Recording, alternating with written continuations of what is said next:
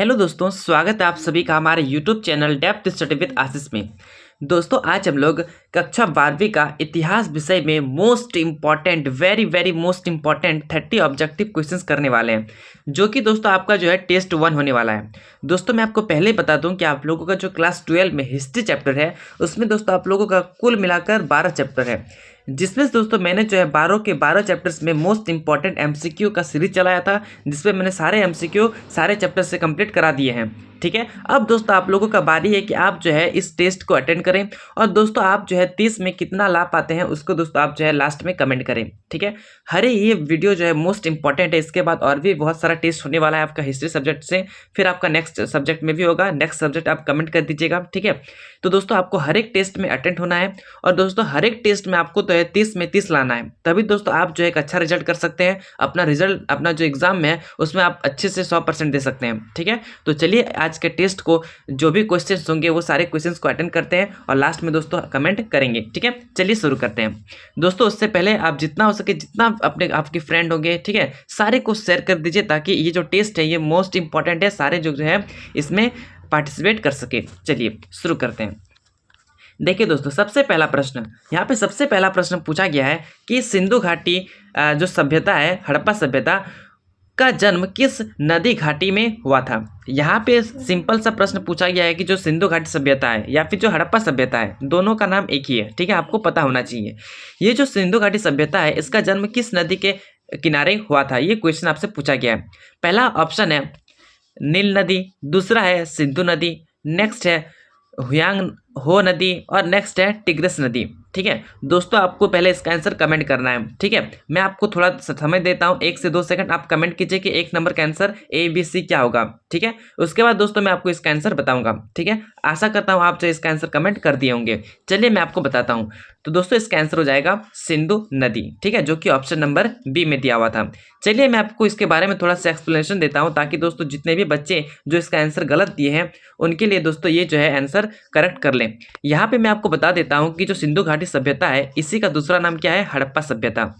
ये जो है विश्व की सबसे प्राचीनतम सभ्यताओं में से एक है जो सिंधु नदी के किनारे विकसित हुई है। देखिए दोस्तों सिंपल सा प्रश्न है, यदि आपको पूछा जाए कि हड़प्पा सभ्यता, ठीक है, हड़प्पा सभ्यता जो है वो किस नदी के किनारे स्थित है, तो दोस्तों आप उसका आंसर दीजिएगा कि सिंधु नदी के किनारे स्थित है। लेकिन दोस्तों यदि आपसे प्रश्न पूछे कि हड़प्पा स्थल किस नदी के किनारे है, तो दोस्तों इसका आंसर जो है वो रावी नदी हो जाएगा। ठीक है, दोनों इस क्वेश्चन मोस्ट इंपॉर्टेंट है, बस सभ्यता और स्थल थोड़ा सा चेंज कर दे दोस्तों इसका आंसर भी चेंज हो जाता है। ठीक है, तो ये सारी चीज़ आपको जो है जानकारी प्राप्त होनी चाहिए ताकि दोस्तों आप जो है अपने एग्जाम में अच्छे से अच्छे मार्क्स प्राप्त कर सकें।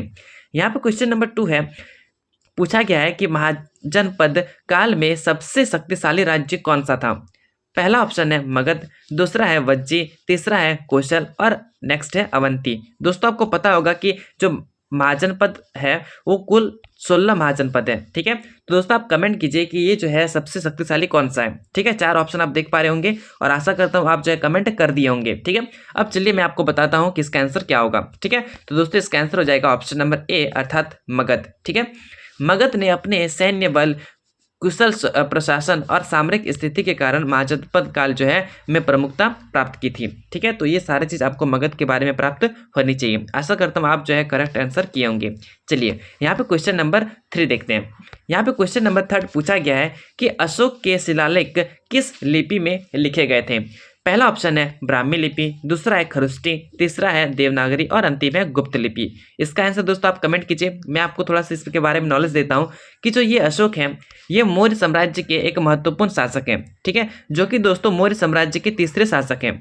ठीक है दोस्तों, ये जो है अशोक, इन्हीं के द्वारा जो है धम्म की नीति अपनाई गई थी। ठीक है, धम्म का अर्थ क्या होता है, इसमें दोस्तों जो है अहिंसा के मार्ग पर चलना पड़ता है। ठीक है, ये जो है अशोक, ये जब 261 ईसा पूर्व में युद्ध लड़े थे, कलिंग युद्ध, उसके बाद जो है इनका हृदय परिवर्तित होता है और ये जो है हिंसा मार्ग को छोड़कर अहिंसा मार्ग में चले जाते हैं। ठीक है, तो इसी चीज़ को जो है यहाँ पे धम्म कहा गया है। ठीक है, तो दोस्तों आपको यह याद होना चाहिए धम्म के बारे में। धम्म के बारे में भी आपके एग्जाम में मोस्ट इंपॉर्टेंट क्वेश्चन हो सकता है। ठीक है, आपके एग्जाम में आ सकता है। आशा करता हूँ आप जो इस क्वेश्चन का आंसर दे चुके होंगे। इसका आंसर होगा दोस्तों ब्राह्मी। ठीक है, चलिए आगे बढ़ते हैं। यहाँ पे दोस्तों क्वेश्चन नंबर 4 पूछा गया है कि गुप्त काल में कौन सी पुस्तक लिखी गई थी। ठीक है, पहला ऑप्शन है अर्थशास्त्र, दूसरा है कामसूत्र, नेक्स्ट है ऋग्वेद और अंतिम है महाभारत। ठीक है, तो दोस्तों गुप्त काल में जो है कामसूत्र को लिखा गया था। ठीक है, चलिए आगे बढ़ते हैं। यहाँ पे दोस्तों नेक्स्ट है कि किस लेखक ने राजतरंगिणी लिखी थी। पहला ऑप्शन है बाणभट्ट, दूसरा है काल्हन और नेक्स्ट है चाणक्य। ठीक है दोस्तों, चौथा ऑप्शन नीचे में है, लेकिन चलिए मैं आपको पूछता हूँ कि इसी में से कोई एक आंसर होगा। ठीक है, इसका आंसर दोस्तों आप कमेंट करें, A B C 5 का क्या होगा। ठीक है, आशा करता हूँ आप जो है कमेंट कर दिए होंगे। इसका आंसर दोस्तों हो जाएगा ऑप्शन नंबर बी, जो कि कालन था। ठीक है, ये जो है राजतरंगिणी पुस्तक ये कालन के द्वारा लिखी गई है, जो कश्मीर के राजाओं का ऐतिहासिक विवरण देता है। ठीक है, कालन में किसके बारे में लिखा हुआ है ना, कश्मीर के राजाओं के बारे में। तो ये सारा चीज़ आपको याद होनी चाहिए। ठीक है, यदि आपने जो है हमारा जो क्लास 12 का जो हिस्ट्री का MCQ सीरीज था, जिसमें मैंने क्लास चैप्टर नंबर 1 से लेकर चैप्टर नंबर 12 तक करवाया था, यदि आपने वो सारे क्वेश्चंस को अटेंड किए होंगे तो आप जो ये सारे क्वेश्चंस कर पा रहे होंगे। यदि आपने सारे चैप्टर्स का MCQ नहीं देखा है दोस्तों, आप जो है देखिए, डिस्क्रिप्शन में आपको लिंक मिल जाएगा। ठीक है, चलिए नेक्स्ट क्वेश्चन। यहाँ पे क्वेश्चन नंबर 6 है कि मुगल साम्राज्य का संस्थापक कौन था। पहला ऑप्शन है बाबर, दूसरा है हुमायूं, तीसरा है अकबर, अंतिम है औरंगजेब। आशा करता हूँ आप जो है ये क्वेश्चन का आंसर जो है बहुत ही अच्छे ढंग से दिए होंगे, क्योंकि दोस्तों ये बहुत ही इजी क्वेश्चन है। ठीक है, और दोस्तों इसका जो आंसर होगा ये तो आपको पता चल ही गया होगा कि बाबर होगा। ठीक है, और दोस्तों ये जो मुगल साम्राज्य का संस्थापक है ये बाबर के द्वारा किया गया था। कब किया गया था ना, 1526 में। ठीक है, 1526 में इसी में जो है इब्राहिम लोदी के द्वारा बाबर और इब्राहिम लोदी के बीच युद्ध होता है, जिसे पानीपत का प्रथम युद्ध कहा जाता है। ठीक है, जो कि 1526 में हुआ था। ठीक है, जिसमें बाबर की जीत हुई थी। उसके पश्चात जो है इन्होंने जो है मुगल साम्राज्य की स्थापना की थी। यहाँ पे क्वेश्चन नंबर 7 है कि अकबर द्वारा शुरू किए गए धर्म का नाम क्या था। तो दोस्तों अकबर के द्वारा जो धर्म का नाम है वो था ऑप्शन नंबर बी में जो दिया हुआ है, दीन ए इलाही। ठीक है, चलिए यहाँ पे दोस्तों क्वेश्चन नंबर 8 पूछा गया है। यहाँ पे पूछा गया है कि किसने ताजमहल का निर्माण करवाया था। दोस्तों आप यहाँ पे क्या बोलते हैं, ऑप्शन को मत देखिए, आप डायरेक्ट इसका आंसर दीजिए, क्योंकि आपको ये सारा चीज़ पता होगा। और ये भी आंसर दीजिए कि जो ताजमहल है वो किस राज्य में स्थित है। ठीक है, इसका आंसर भी दोस्तों कमेंट बॉक्स में आप कमेंट करें। ठीक है, आगे बढ़ते हैं दोस्तों, आप वीडियो को पॉज करते रहिए और कमेंट करते रहिए। जितना आप कमेंट करिएगा उतना आपका कॉन्फिडेंस लेवल ऊपर होगा। ठीक है, चलिए यहाँ पे क्वेश्चन नंबर 9 है कि 1857 के विद्रोह का नेतृत्व दिल्ली में किसने किया था। ठीक है, यहाँ पे दिल्ली का बात किया गया है। ठीक है, तो आपको सारा चीज़ याद होना चाहिए। मैंने जब चैप्टर एक्सप्लेन किया था तब दोस्तों मैंने जो है दिल्ली, ठीक है, उसके बाद आपका जो बिहार हो गया, ग्वालियर हो गया, ये सारे जगह से जो है जिन्होंने भी इस युद्ध का नेतृत्व किया था उसके बारे में मैंने आपको बताया था। ठीक है, आपको पता होना चाहिए कि जो विद्रोह है वो 10 मई 1857 से शुरू हुआ था। कहाँ से ना, मेरठ छावनी से। ठीक है, तो ये सारा चीज़ आपको याद होनी चाहिए। यहाँ पे दोस्तों जो इसका आंसर हो जाएगा वो हो जाएगा आपका बहादुर शाह जफर, जो कि मुगल साम्राज्य के अंतिम शासक थे। ठीक है, यहाँ पे क्वेश्चन नंबर 10 है कि महात्मा गांधी ने किस आंदोलन की शुरुआत की थी। पहला ऑप्शन है असहयोग आंदोलन, दूसरा है क्रांतिकारी आंदोलन, नेक्स्ट है हिंदू महासभा और अंतिम है स्वदेशी आंदोलन। दोस्तों आपको पता चल गया होगा कि इसका आंसर क्या होगा। ठीक है, और दोस्तों आप कमेंट भी कीजिएगा कि कब हुआ था। ठीक है, चलिए आगे बढ़ते हैं। यहाँ पे दोस्तों क्वेश्चन नंबर 11 है कि महात्मा बुद्ध का पहला उपदेश कहाँ दिया गया था। ठीक है, तो दोस्तों आपको महात्मा बुद्ध के बारे में बहुत सारी जानकारी प्राप्त होनी चाहिए। ठीक है, दोस्तों आप कमेंट कीजिए कि महात्मा बुद्ध का जो है उनका जन्म कहाँ हुआ था और कब हुआ था, मृत्यु कब हुआ था और कहाँ हुआ था। ठीक है, इन्हें ज्ञान की प्राप्ति कहाँ हुई थी और कब हुई थी। ठीक है, ये सारा चीज़ आंसर दीजिए। प्लस के माता का नाम क्या था, पिता का नाम क्या था, आंसर कमेंट करिए। ठीक है, पत्नी का नाम क्या था, इसका भी आंसर दोस्तों आप कमेंट कीजिएगा। ठीक है, ये सारे क्वेश्चन जो है मोस्ट इंपॉर्टेंट क्वेश्चन है, जो कि आपके एग्जाम में रिपीट होते रहते हैं। ठीक है, तो मैंने आपको सारे क्वेश्चन पूछ दिए, आप सारे आंसर कमेंट बॉक्स में कमेंट करिए। ठीक है, चलिए दोस्तों इसका आंसर जानते हैं। दोस्तों ये जो है इसका आंसर हो जाएगा सारनाथ। ठीक है, जिसे जो है धर्म चक्र परिवर्तन भी कहा जाता है। यहाँ पे दोस्तों क्वेश्चन नंबर 12 है कि पेरियार आंदोलन किस क्षेत्र से संबंधित है। दोस्तों ऑप्शन नंबर 1 है दक्षिण भारत, नेक्स्ट है पूर्वोत्तर भारत और नेक्स्ट है पश्चिमी भारत और नेक्स्ट है उत्तर भारत। आशा करता हूँ आप जो है कमेंट कर दिए होंगे। ठीक है दोस्तों, आपको वीडियो को पॉज करना है और कमेंट करते रहना है। ठीक है, जितना आप कमेंट करेंगे उतना दोस्तों आपको कॉन्फिडेंस आएगा कि हाँ मैं जो है ये सारा क्वेश्चन कर पा रहा हूँ, मैं जो है पहले ही आंसर दे रहा हूँ। ठीक है, तो ये सारा चीज़ दोस्तों तभी होगा जब आपने चैप्टर को बहुत ही बेहतरीन ढंग से पढ़ा होगा। इसका आंसर दोस्तों हो जाएगा दक्षिण भारत। ठीक है, आगे बढ़ते हैं। यहाँ पे क्वेश्चन नंबर 13 है कि इंडियन नेशनल कांग्रेस का गठन कब हुआ था। दोस्तों आपको 4 ऑप्शन देखने को मिल रहा है, आप आंसर कमेंट करिए, ठीक है, वीडियो को पॉज कीजिए, कमेंट कीजिए, ठीक है। इसका आंसर हो जाएगा दोस्तों 1885, ठीक है। कांग्रेस पार्टी जो है उसकी स्थापना जो 1885 में हुई थी, और किसके द्वारा, ना A.O. ह्यूम के द्वारा, ठीक है। ये आंसर भी आप याद रखेंगे। नेक्स्ट क्वेश्चन है कि कौन सी घटना 1999 में हुई थी। दोस्तों आप कमेंट करें, ठीक है, 2 घटना के बारे में आप कमेंट करें कि कौन कौन सी घटना जो है 1919 में हुई थी। यहाँ पे आपको जो है ऑप्शन के अकॉर्डिंग चलना है, ठीक है। यहाँ पे जो है जलियांवाला बाग जो हत्याकांड है पहला ऑप्शन, दूसरा है असहयोग आंदोलन, नेक्स्ट है दांडी मार्च, और अंतिम है चंपारण सत्याग्रह, ठीक है। ये मोस्ट इंपॉर्टेंट क्वेश्चन दोस्तों, जो कि महात्मा गांधी के द्वारा शुरू किया गया था सारा चीज, ठीक है। तो दोस्तों पहला क्वेश्चन जो है इसका आंसर जो है, ये जो क्वेश्चन नंबर था इसका आंसर हो जाएगा जलियांवाला बाग हत्याकांड, जो कि 1919 में हुआ था, ठीक है। इसमें दोस्तों जो असहयोग आंदोलन है वो 1920 में हुआ था, ठीक है। दांडी मार्च 1930 में हुआ था, और दोस्तों चंपारण आंदोलन जो है वो 1917 में हुआ था, ठीक है। दोस्तों आप कमेंट कीजिए चंपारण है वो किस राज्य में स्थित है, ठीक है। इसका आंसर दोस्तों आप कमेंट करें।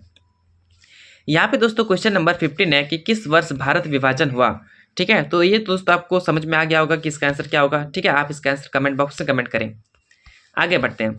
यहाँ पे दोस्तों क्वेश्चन नंबर 16 है, यहाँ पे पूछा गया है कि गांधी जी ने सविनय अवज्ञा आंदोलन की शुरुआत कब की थी, ठीक है। आपको दोस्तों यहाँ पे स्क्रीन में 4 ऑप्शन देखने को मिल रहा होगा, दोस्तों आप कमेंट बॉक्स में कमेंट करें, फिर उसका आंसर देखें, ठीक है। चलिए इसका आंसर हो जाएगा दोस्तों 1930, ठीक है। आगे बढ़ते हैं और नेक्स्ट क्वेश्चन करते हैं। यहाँ पे क्वेश्चन नंबर 17 है कि किस वेद में सबसे पुरानी आर्य सभ्यता का उल्लेख है। दोस्तों यहाँ पे दोस्तों आप पहला ऑप्शन देखिए सामवेद, दूसरा है यजुर्वेद, ठीक है। आगे बढ़ते हैं।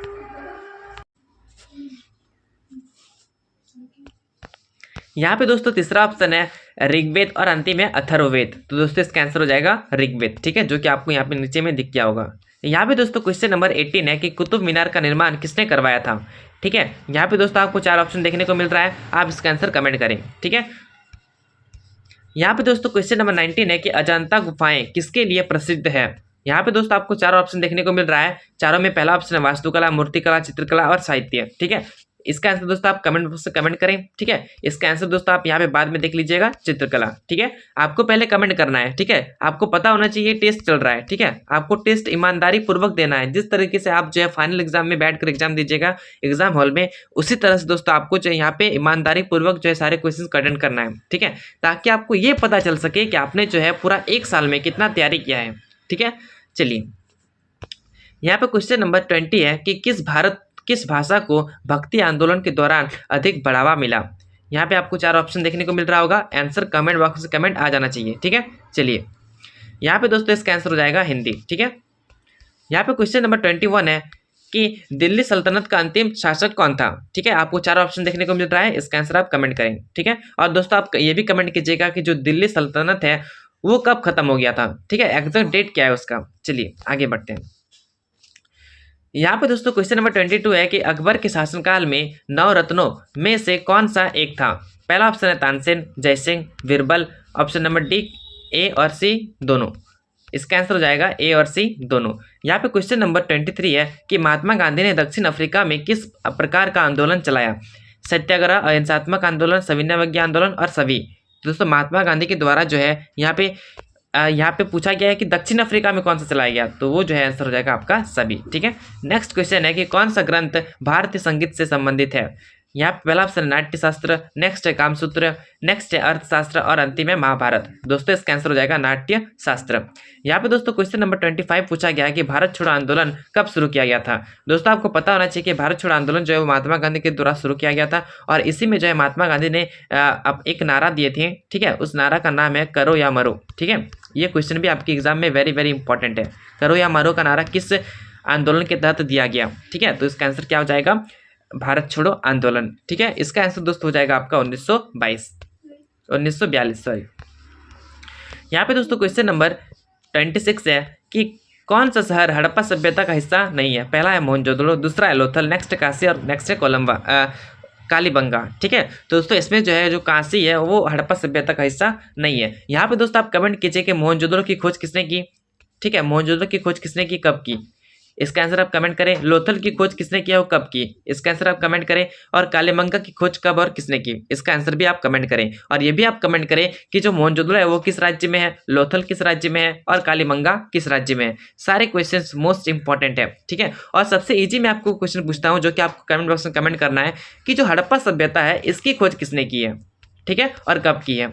बहुत सारे इजी क्वेश्चंस मैंने आपसे पूछे हैं, सारे क्वेश्चंस आपको जो है धड़ाधड़ कमेंट बॉक्स में कमेंट कर देना है, ठीक है। चलिए यहाँ पे दोस्तों नेक्स्ट क्वेश्चन है कि महावीर स्वामी किस धर्म से संबंधित हैं।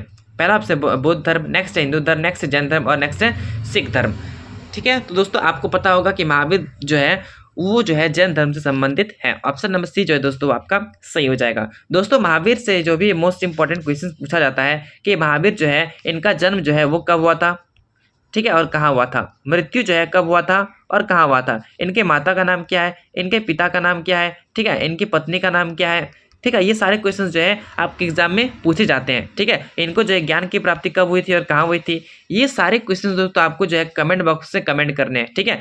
एक होते हैं ये जो है जैन धर्म, ठीक है, इसका आंसर भी आप कमेंट कीजिएगा कि जैन धर्म की स्थापना किसने की थी, ठीक है।